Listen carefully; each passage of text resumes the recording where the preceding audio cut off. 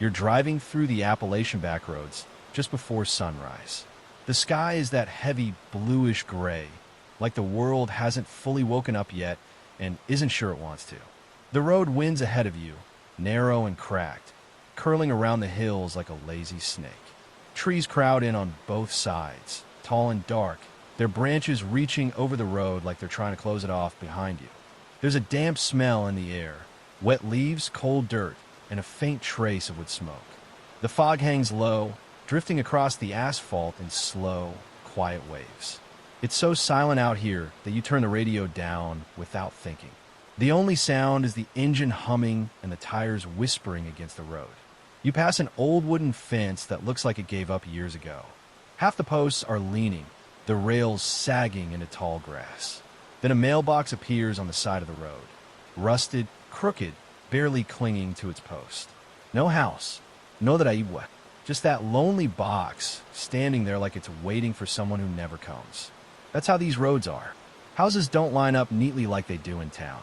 They hide, up dirt paths, behind trees, around bends you can't see until you're already in them. You never really know who lives out here or how long they've been here. Your GPS lost signal a while back. Phone shows no bars. It's just you, the road, and the soft glow of the dashboard lighting up your hands on the wheel. Then you see it, a narrow dirt road splitting off to the right. No signpost, no markings, just a thin path cutting straight into the trees. At the entrance, a rough wooden board is nailed to a trunk. Private road, no turnaron. The letters are uneven, thick with brush strokes like someone painted them in a hurry or in bad light. You slow down as you pass it. For a second, you can't help staring at that sign. And then you get this strange feeling, like someone's watching you from the woods. Not curiosity, not surprise, just watching. You check the rearview mirror. Nothing there, just fog drifting across the road you came from. The road through Appalachia doesn't look dangerous at first glance. In fact, during the day, it can seem almost peaceful. Long ribbons of asphalt winding through endless hills, old wooden fences leaning beside the road, mailboxes with faded numbers, and forests that stretch so far they swallow the horizon. It's the kind of place where you expect to see pickup trucks, small farmhouses, and maybe an old man sitting on a porch with a cup of coffee. But spend enough time out there, especially after dark, and the atmosphere changes in a way that's hard to describe unless you've felt it yourself. The trees grow thicker, the curves get sharper, the towns get farther apart, cell signal drops to nothing. Gas stations close early, and once their lights go out, the entire region feels like it disappears from the world. That isolation has always been part of life in the Appalachian Mountains. For generations, families lived in hollows and valleys where the nearest neighbor might be miles away. People relied on themselves, on their kin, and on the land around them. Outsiders were rare, and when they did show up, they were noticed. But sometime in the late 20th century, stories began to spread along these backroads. Stories that didn't stay in one town or one county. Stories that traveled from Kentucky to West Virginia, from Tennessee to the deeper mountain regions of Virginia and North Carolina. People began to notice a pattern. Cars found abandoned along narrow roads. Drivers gone without a trace. Hikers who never came back. Women who vanished while traveling alone between small towns. At first, each case seemed like an isolated tragedy. A breakdown, a bad decision, someone who ran into the wrong person at the wrong time. But over the years, as more cases appeared, the similarities became harder to ignore. And one of the cases that still gets whispered about started on a road so ordinary that most people wouldn't even remember driving it. It was early autumn in 1998 when 23-year-old Lacey Morgan left her sister's house just outside Pikeville, Kentucky. She'd been visiting for the weekend, helping with a new baby, eating too much homemade food, and enjoying the kind of slow, quiet days that small towns are known for. Lacey wasn't from the mountains originally. She'd grown up in a mid-sized city in Ohio, but she'd moved south after college for work. She liked the slower pace, the friendliness, the way strangers still said hello at the grocery store. Her plan that Sunday evening was simple. She'd drive south toward Tennessee, cut across a stretch of back roads to avoid the interstate traffic, and be home before midnight. It wasn't the fastest route, but it was one she'd taken before. At around 6:40 p.m., she stopped at a small gas station near the county line. The clerk later remembered her clearly. She was smiling, chatting about the weather, and complaining about how early it was getting dark now that fall was coming in. She bought a coffee, filled her tank, and asked for directions to make sure she was taking the right road. The clerk pointed her toward a narrow two-lane highway that cut through the mountains. "Just follow it straight," he told her. "You'll hit the state line in about an hour." She thanked him, got back in her car, and drove off. That was the last confirmed sighting of Lacey Morgan. When she didn't show up for work the next morning, her coworkers assumed she'd taken a day off. But by the afternoon, her boss started to worry. Lacey was known for being punctual, reliable, the kind of person who showed up early, not late. By evening, her phone went straight to voicemail. That's when her family was called. Her sister reported her missing the next morning. At first, authorities assumed the same things they always do in these situations. Maybe her car had broken down. Maybe she'd gotten lost. Maybe she decided to stay somewhere overnight and hadn't called. But 2 days later, a logging truck driver spotted something strange about 15 miles from that gas station. A silver sedan was parked halfway off a narrow back road, its front wheels angled toward a steep drop into the trees. The driver's door was open. The interior light had long since gone dead. The trucker stopped, thinking someone might need help. But the car was empty. No driver. No passengers. No signs of struggle. The keys were gone, but Lacey's purse sat on the front seat, untouched. Her wallet was still inside, along with her ID, her credit cards, and the small amount of cash she'd been carrying. There were no skid marks on the road. No damage to the car. No reason it should have been left there at all. It looked less like an accident and more like someone had simply parked, opened the door, and walked away into the forest. Search teams combed the area for days, then weeks. Volunteers, family members, local hunters, and even dogs trained to track human scent moved through the dense woods. They found nothing. No footprints. No clothing. No signs that Lacey had ever stepped off that road. It was as if she had simply vanished in a thin air. The case made local headlines for a few weeks. Flyers with her face were taped to store windows, gas pumps, and telephone poles. People talked about it at diners and church gatherings. Some claimed they'd seen her. Others said they'd heard a car that night. But none of the sightings led anywhere. Then, almost a year later, another disappearance occurred less than 50 miles away. This time, it was a college student named Marissa Cole. She was 19, home for the summer, and working at a small grocery store in a town just over the state line in West Virginia. One night, after closing her shift, she called her mother to say she was on her way home. It was a short drive, 20 minutes at most. She never made it. Her car was found 2 days later on the shoulder of a narrow mountain road. The engine was off. The headlights were dead. The driver's side window was rolled down halfway. Inside, her phone sat on the passenger seat. Her backpack was in the back. Her keys were still in the ignition. There were no signs of struggle.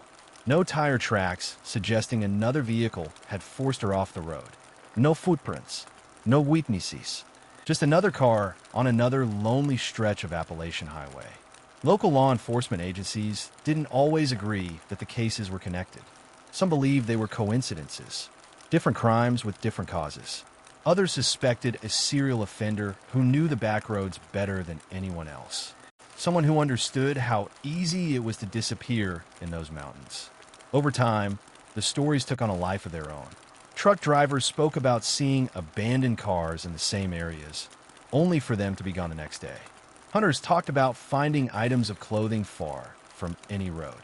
Some locals swore there were certain stretches of highway where you should never stop, no matter what you saw. Each case brought a wave of attention. News reports, social media posts, search efforts, candlelight vigils. And then, slowly, the attention would fade. The mountains remained, silent, unchanged. For the families, though, time never really moved on. Lacey Morgan's sister still lives in the same house where Lacey had visited that final weekend. She keeps a framed photo of them together on the kitchen counter. In the picture, they're both laughing, arms around each other, sunlight falling across their faces. Every year on the anniversary of Lacey's disappearance, She drives out to the road where the car was found. She parks on the shoulder, stands by the trees, and talks out loud, as if Lacey might somehow hear her. Sometimes she brings flowers. Sometimes she just stands there in silence. She once told a local reporter, "It's the not knowing that eats at you. If she was hurt, if she's gone, at least tell me that." But this is like she just stepped out of the world. And in many ways, that's exactly what it feels like. Because in Appalachia, the land is vast, the roads are lonely, and the forests don't give up their secrets easily. And somewhere out there, along those winding back roads, are answers that no one has ever found. By the time the third disappearance in that region made the local news, people stopped using the word coincidence. It was the summer of 2006, the kind of Appalachian summer that feels heavy even after the sun goes down. The air stays thick with humidity, insects hum in the dark, and the roads carry that faint shimmer from the day's heat. Nights like that don't feel threatening at first.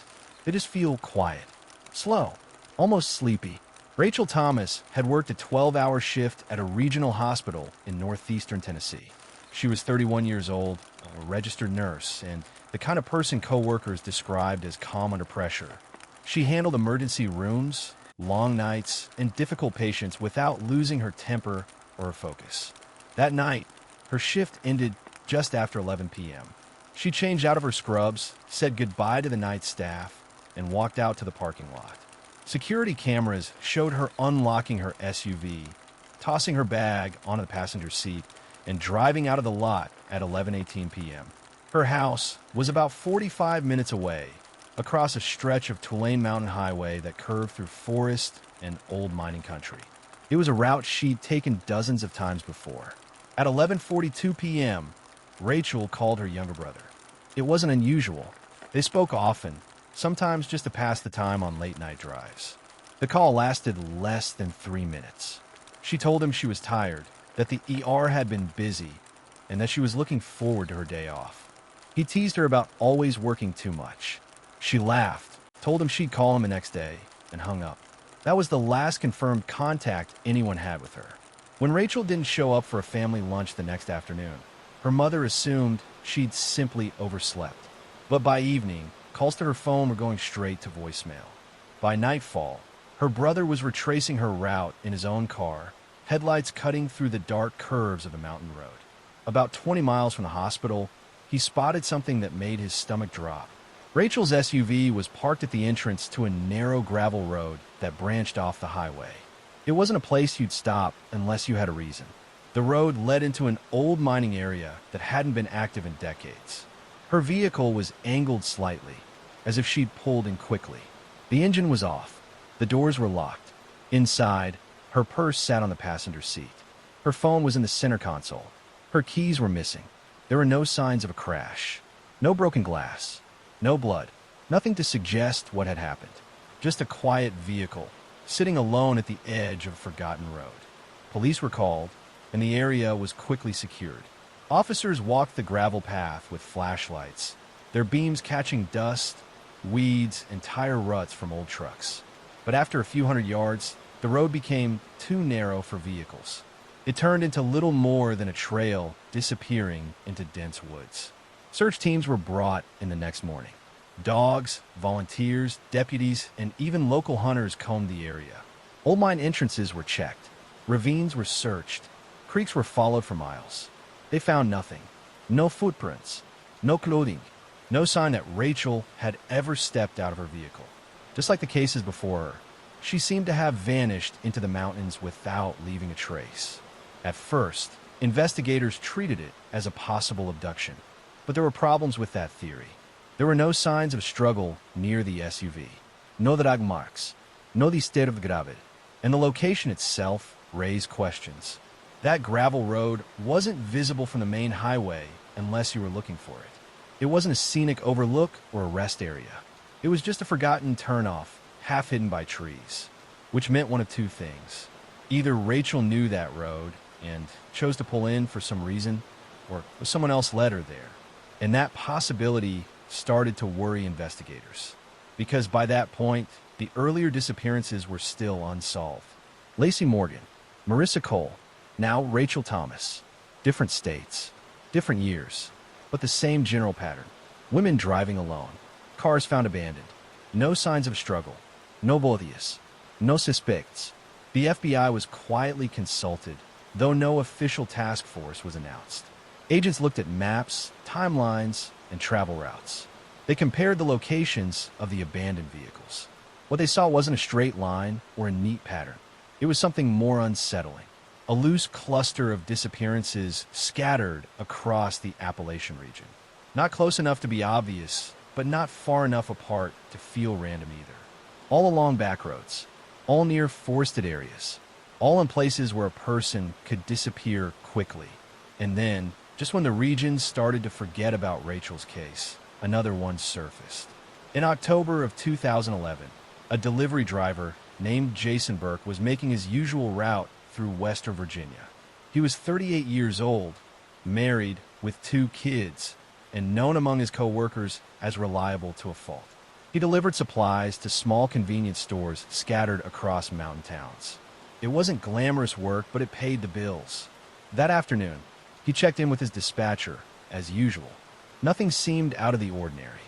But by evening, one of the store owners called the company. Jason's truck hadn't arrived, and it was already past closing time. At first, they assumed he'd taken a wrong turn or stopped for a break. But by the next morning, when there was still no word, his employer contacted the authorities. Jason's truck was found later that day, parked along the shoulder of a Forest Service road. The engine was still running. The driver's door was open, and Jason was gone. His wallet was inside. His phone was on the seat. Even the delivery paperwork was neatly stacked on the dashboard. It looked less like a crime scene and more like someone had simply stepped out for a moment and never returned. Search teams combed the surrounding forest for nearly a week. Helicopters flew overhead. Volunteers walked miles of rough terrain. Again, nothing. No footprints. No discarded clothing. No signs of a fall or animal attack. It was as if the forest had swallowed him whole. By that point, local media started using a phrase that made law enforcement uneasy. The backroads disappearances. It wasn't an official term. It wasn't tied to any confirmed serial offender. But it captured what people were starting to feel. That something strange was happening along those mountain roads. Not in big cities. Not on busy highways. But in the quiet, forgotten stretches where headlights were rare and help was miles away. Some investigators believe the cases were unrelated. Appalachia covers a massive area, and disappearances, unfortunately, happen everywhere. But others weren't so sure. They pointed to the similarities in the scenes, the lack of physical evidence, the vehicles left behind in odd locations, the absence of witnesses, and perhaps most unsettling of all, the silence. No ransom calls, no credit card activity, no confirmed sightings after the disappearances, just lives that seemed to stop mid-journey. Families of the missing began to find each other online. Support groups formed. People compared notes, timelines, and police reports. They noticed things investigators were slower to confirm publicly. Many of the disappearances happened at night. Most occurred on lesser-known roads, and several involved areas with little to no cell service, which meant if someone was in trouble, they couldn't call for help. And if someone wanted to commit a crime, there would be very few witnesses. By the mid-2010s, the cases were no longer just local tragedies. True crime forums, podcasts, and small documentaries began covering them. Maps showing clusters of disappearances circulated online. People started asking the same question over and over. Was this the work of one person or just a series of terrible coincidences? Law enforcement never confirmed a serial connection. Without physical evidence tying the cases together, it remained speculation. But in the communities where these disappearances happened, people didn't need official confirmation to feel uneasy. Parents started warning their children about driving alone at night. Some families insisted on phone check-ins every hour during long trips. Others avoided certain roads entirely after dark. Truckers, who spent more time on those highways than anyone else, shared their own stories. Some talk about seeing cars parked in strange places with no one inside. Others mentioned hitchhikers who seemed to appear out of nowhere, then vanish when they circled back. Most of those stories were likely exaggerations, the kind that grow over years of retelling. But they all fed the same quiet fear, that somewhere in those mountains, something wasn't right. And the roads kept stretching on, mile after mile, through forests that had seen generations come and go. It was not panic. It was something quieter, a slow, steady awareness that some of those roads were more dangerous than they looked. In the fall of 2014, that quiet concern returned to the headlines. 26-year-old Daniel Harper lived in a small town in eastern Kentucky. He worked in an auto parts store and spent most of his time either at work, at home, or helping his father with odd jobs around the house. Friends described him as soft-spoken, reliable, and deeply attached to his family. He was not someone who disappeared without telling people where he was going. On October 12th, Daniel left his house just after sunset. He told his father he was driving to a neighboring town to meet a friend and pick up a used motorcycle part. It was a short trip, less than an hour each way, along a narrow state route that cut through forested hills. He never arrived. At first, no one was too concerned. People in the area were used to spotty cell service and long stretches of road where you could drive for miles without seeing another car. But when Daniel did not come home that night, and his phone kept going straight to voicemail, his father began to worry. By morning, he was calling hospitals, then the sheriff's office. Later that afternoon, Daniel's car was found by a local hunter who had pulled off the road to check a trailhead. The vehicle was parked on a gravel turnout about 15 miles from Daniel's home. It was locked, the windows were up, and the keys were gone. Inside, nothing seemed out of place. His wallet was in the center console. His phone was missing. There were no signs of a crash or a struggle. The location was quiet, even by Appalachian standards. The gravel turnout was little more than a patch of dirt where hunters sometimes parked their trucks during deer season. Beyond it, a narrow path disappeared into dense forest. The nearest house was over a mile away. Sheriff's deputies arrived within an hour. They searched the immediate area, calling Daniel's name into the trees, their voices swallowed by the thick woods. There was no answer. Search teams were organized the next morning. Volunteers from nearby towns showed up in pickup trucks and old SUVs, bringing water, flashlights, and whatever gear they had. Some of them knew Daniel. Others just knew the feeling of a missing persons poster going up in a small community. They spread out along the trails, checking ravines, creek beds, and abandoned hunting cabins. For 3 days, the search continued. Again, nothing. No footprints. No clothing. No sign that Daniel had walked into the woods at all. Investigators began looking into his last known movements. They confirmed he had left home around 6:45 p.m. and had driven along the expected route. A gas station camera captured his car passing through a nearby town shortly after 7:10 p.m. After that, there was nothing. No more cameras. No more sightings. Just an empty stretch of road and a parked car at the edge of the forest. The case quickly drew comparisons to the earlier disappearances along the Appalachian backroads. Another person traveling alone. Another vehicle left behind in an isolated area. Another search that turned up no physical evidence. But there were differences too. Daniel was not a young woman hitchhiking or driving home from work. He was a man in his mid-20s, traveling a route he knew well. His disappearance did not fit the exact pattern people had come to fear. And that made it even more unsettling, because it suggested the problem might be broader than anyone had first assumed. State investigators were brought in to assist the local sheriff's office. They interviewed Daniel's friends, coworkers, and family members. They looked into financial records, phone logs, and any possible disputes or conflicts. Nothing stood out. There was no sign of financial trouble, no known enemies. No reason for him to simply walk away from his life. His phone records showed no unusual calls or messages before he vanished. The last activity on his phone was a short text to his friend, confirming he was on the way. That message was sent at 7:18 p.m. After that, the phone went silent. The area where his car was found was combed again, this time with search dogs. The dogs picked up a faint scent near the driver's side door, then followed it a short distance toward the tree line. Then the trail vanished. Handlers described it as if the scent had simply stopped in the middle of the forest floor. No clear direction. No continuation. Just another dead end. By the end of the week, the official search was scaled back. Volunteers continued looking on their own, but the organized effort came to a close. Daniel's father kept searching for months. He drove the same stretch of road over and over, sometimes parking at the gravel turnout and walking the nearby trails by himself.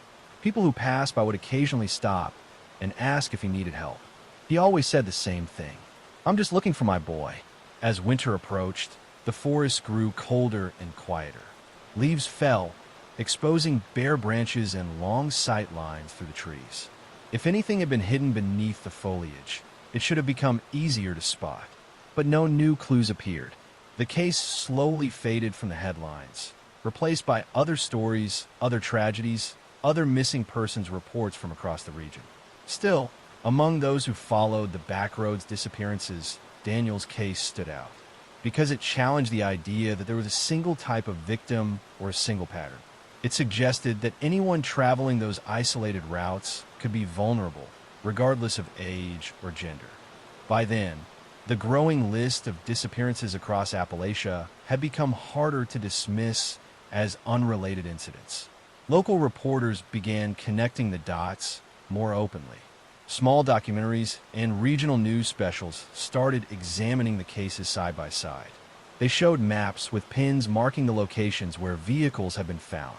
They interviewed families who were still waiting for answers, and the stories started to sound eerily similar. A drive that should have taken less than an hour. A vehicle found in an isolated spot. No signs of a struggle. No clear suspect. No trace of the missing person. Investigators remained cautious. Officially, most of the cases were still considered separate incidents, without physical evidence linking them. There was no way to confirm a single offender or even a shared motive. But the pattern, whether real or perceived, had already taken hold in the public mind. People who lived along those mountain roads started paying closer attention to unfamiliar vehicles. Some communities organized informal ride systems so neighbors would not have to travel alone at night. Others pushed for better lighting, more patrols, and improved cell service along certain stretches of highway. The backroads themselves did not change. They were still the same narrow, winding routes through dense forest and rolling hills. The same gravel turnouts. The same quiet clearings where a car could sit for hours without being noticed. But the way people felt about them began to shift. What had once been just another stretch of rural highway started to carry a different reputation. Not officially, not in any written reports, but in conversations, in warnings, in the cautious glances people gave their rearview mirrors at night. And for families like Daniel's, those roads were no longer just part of the landscape. They were the last known place where someone they loved had been seen before the mountains closed in and the trail went cold. By the time the fifth disappearance drew attention, the unease surrounding the Appalachian backroads was no longer something people only whispered about. It had become part of everyday conversation, especially in small towns where everyone knew someone who had either vanished, been threatened, or had a close call on those quiet, winding roads. It was along one of those roads, in western Virginia, that another case would add to the growing sense of danger. In the spring of 2018, 31-year-old Melissa Carter was living in a small community outside of Roanoke. She worked part-time at a diner and spent most of her free time helping her older sister take care of their mother. Friends described her as practical, dependable, and someone who rarely made impulsive decisions. On the evening of April 17th, Melissa finished her shift at the diner just after 9:30 p.m. She told a co-worker she was heading home, which was about a 40-minute drive through a series of rural backroads. It was a route she had taken hundreds of times before. Security footage from the diner showed her walking to her car, unlocking the door, and pulling out of the parking lot at 9:42 p.m. It was the last confirmed sighting of her. When she did not arrive home, her sister initially assumed she had stopped somewhere along the way. There were a few convenience stores and gas stations scattered along the route, and it was not unusual for someone to make a quick stop after work. But by midnight, her phone was going straight to voicemail. Her car was not in the driveway, and no one had heard from her. The next morning, her sister reported her missing. Local deputies began checking the roads she would have taken. Around noon, a highway maintenance worker spotted a vehicle parked on the shoulder of a narrow two-lane road about 15 miles from the diner. It was Melissa's car. It was positioned neatly on the side of the road, not at an angle, not in a ditch, and not near any obvious hazard. The doors were closed. The windows were up. From a distance, it looked like someone had simply pulled over for a moment. When deputies arrived, they noticed something odd. The driver's door was unlocked, but the keys were missing. Melissa's purse was still on the passenger seat. Her phone was nowhere to be found. There were no signs of crash, no broken glass, no skid marks, no indication that another vehicle had been involved. The area around the car was quiet and heavily wooded. On one side of the road, a steep embankment dropped into thick forest. On the other, a shallow ditch led to a line of trees that stretched for miles. The nearest house was more than a mile away. Deputies searched the immediate area, calling her name into the trees, checking the ditch, and scanning the roadside for anything unusual. They found nothing. Later that day, a formal search was organized. Volunteers gathered at a nearby fire station, signing in, picking up reflective vests, and heading out in small groups. Some walked along the road shoulders. Others searched deeper into the woods. A search dog was brought in to track Melissa's scent from the car. The dog circled the vehicle, then moved toward the tree line on the opposite side of the road. It followed a faint trail for about 100 yards. Then it stopped. Handlers later said the dog appeared confused, as if the scent simply ended. There was no clear path forward, no continuation deeper into the woods. It was a familiar outcome to investigators who had worked similar cases. The search continued for several days. Helicopters flew low over the forest canopy. Volunteers checked abandoned sheds, old logging roads, and creek beds.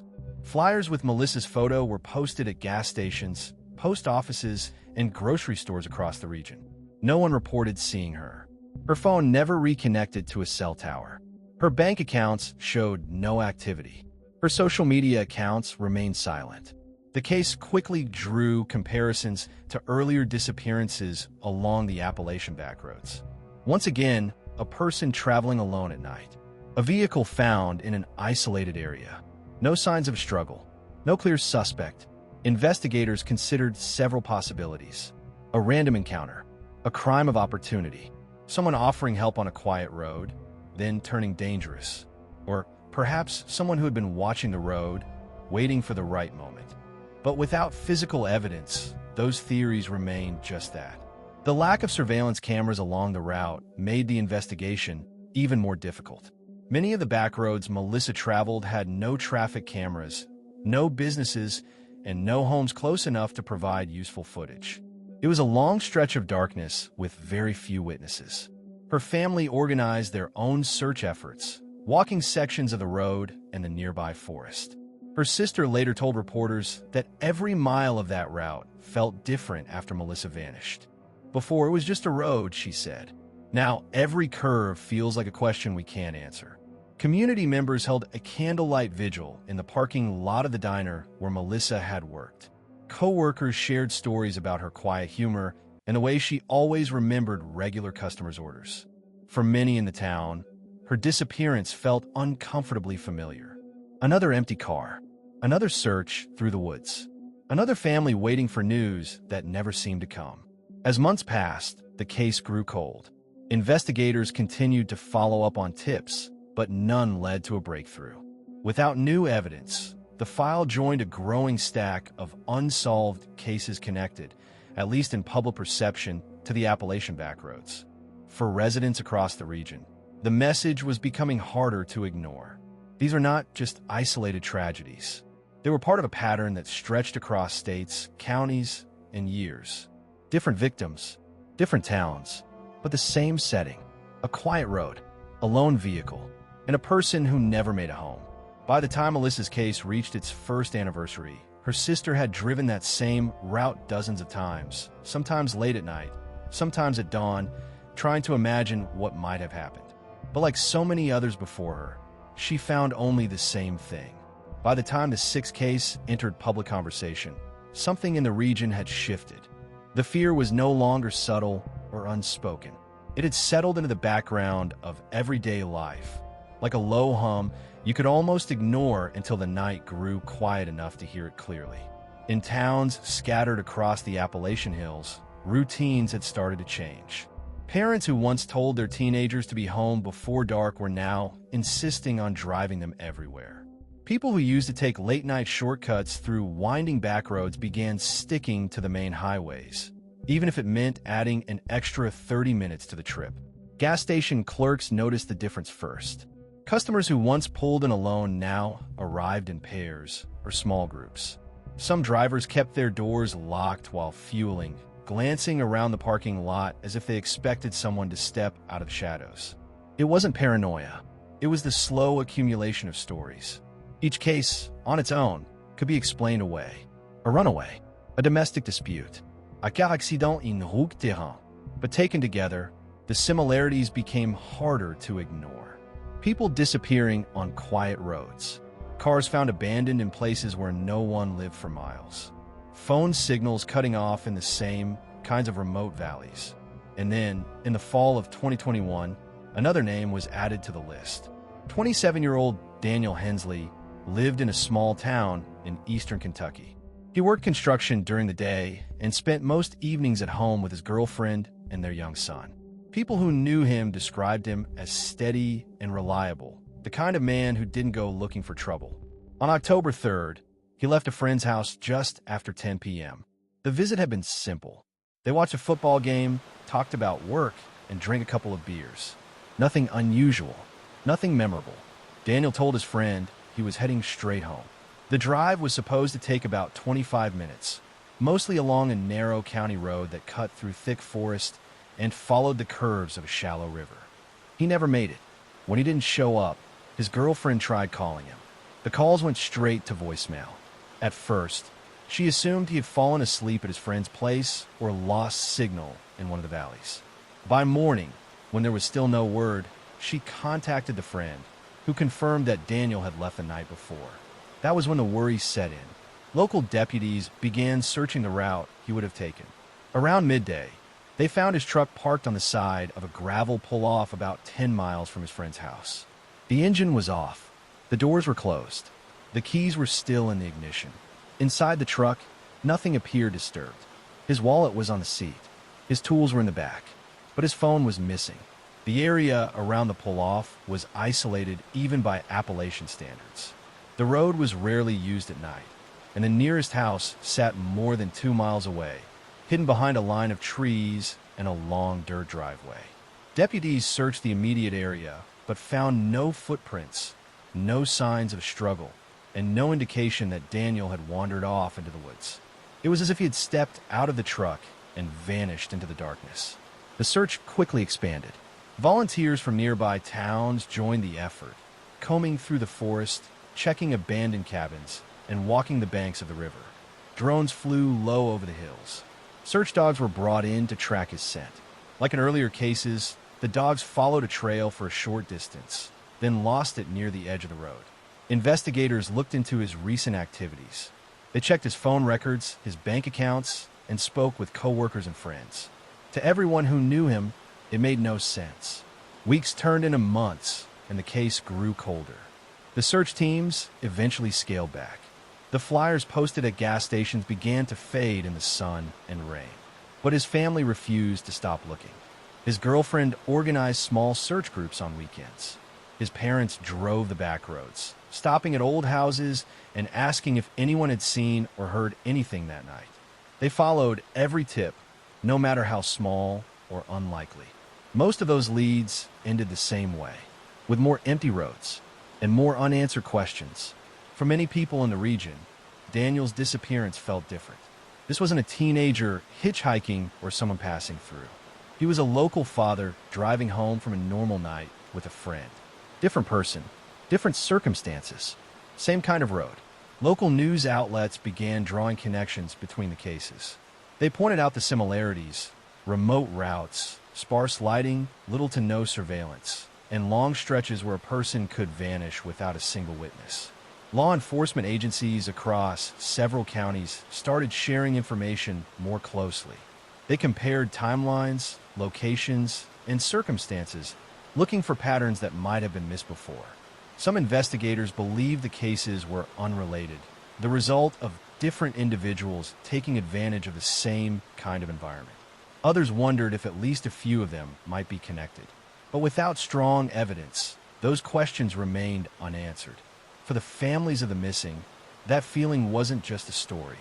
It was their daily reality. Every holiday, every birthday, every quiet evening at home came with the same empty space at the table. They attended vigils together, holding candles along the shoulders of the very roads where their loved ones had last been seen. Photos were taped to wooden crosses. Names were read aloud into the night air. As time passed, the Appalachian backroads kept their secrets. Forests grew thicker. Old tire tracks faded.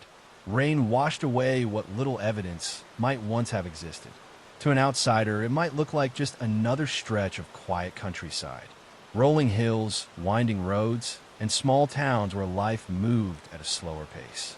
But to the families still waiting for answers, those roads meant something else entirely. They were the last known locations, the final phone signals, the places where ordinary drives turned into lifelong mysteries. And even now, as headlights trace those same curves each night, the questions remain. How many of these cases were truly accidents of circumstance? And how many were something darker, hiding in the shadows of those hills? Out there, beyond the reach of streetlights and cameras, the road still stretches on. And for some families, it leads only to silence.